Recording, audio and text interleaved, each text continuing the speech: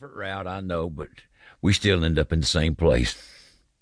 One of life's most important lessons I've learned as it relates to the path I've chosen is like the old song says, accentuate the positive, eliminate the negative.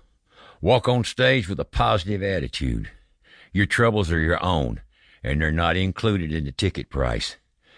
Some nights you have more to give than others, but put it all out there every show. You're concerned with the people who showed up, not the ones who didn't.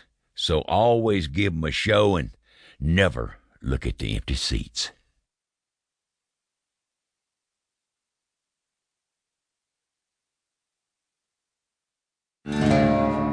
Chapter 1, First Things First.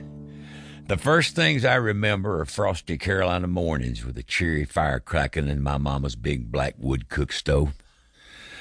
There's no particular reason why you should remember October 28, 1936, unless you happen to be one of the handful of history buffs who know it was the 50th anniversary of the Statue of Liberty standing in the harbor in New York. The mood of the times is laid back and lethargic, the waning era of the Great Depression and the last year of FDR's New Deal. Polio was a dreaded childhood disease. The Dodgers were in Brooklyn, and the Empire State Building was the tallest in the world, and streetcars still rumbled down the streets of small-town America. Cokes cost a nickel, hot dogs were a dime, and hemlines were well below the knee. Radio was king, and Eddie Cantor and Al Jolson were big stars. It was 71 years after the end of the Civil War, 23 years since the Wright brothers made their short but historic flight up the coast at Kitty Hawk, and 1 year before Amelia Earhart's ill-fated attempt to fly around the world. But 1936 itself was bland and ordinary, absent of earth-shaking happenings and grandiose events.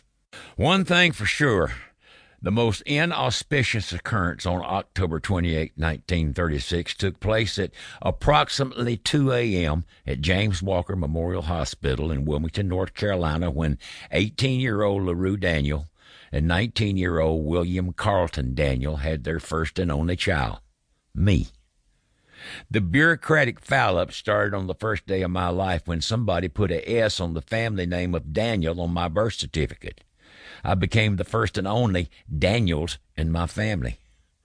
They named me Charles Edward and took me home as hairless as a billiard ball and probably hungry, a state of affairs that has existed ever since, except I did manage to grow a modicum of hair over time.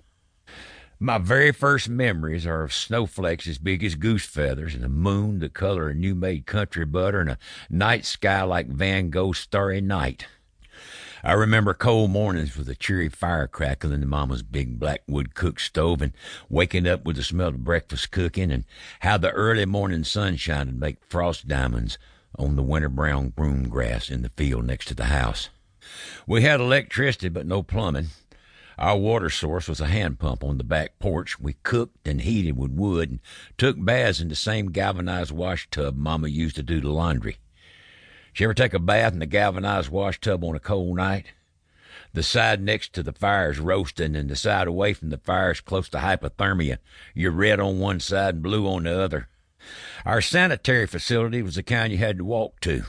And yes, it's true, folks. The back issues of the Sears and Roebuck catalog really did spend their dotage in the little house behind the big house, growing thinner by the day, titillating the imagination of little boys who sat there ogling the scantily clad models in the lingerie section. It was a time when hardly anybody locked the door.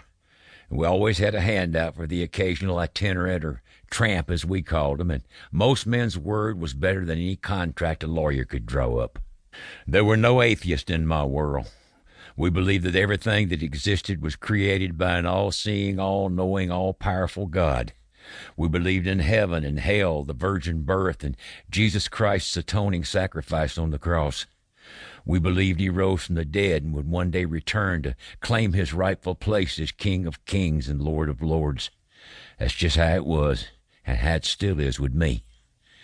I was about the 11th grandchild born on my daddy's side of the family, but I was the very first on my mother's side, a fact that carried a considerable bit of weight until the advent of several more grand-siblings who siphoned off a goodly portion of my exclusive adult adoration. My maternal grandparents lived just down the Carolina.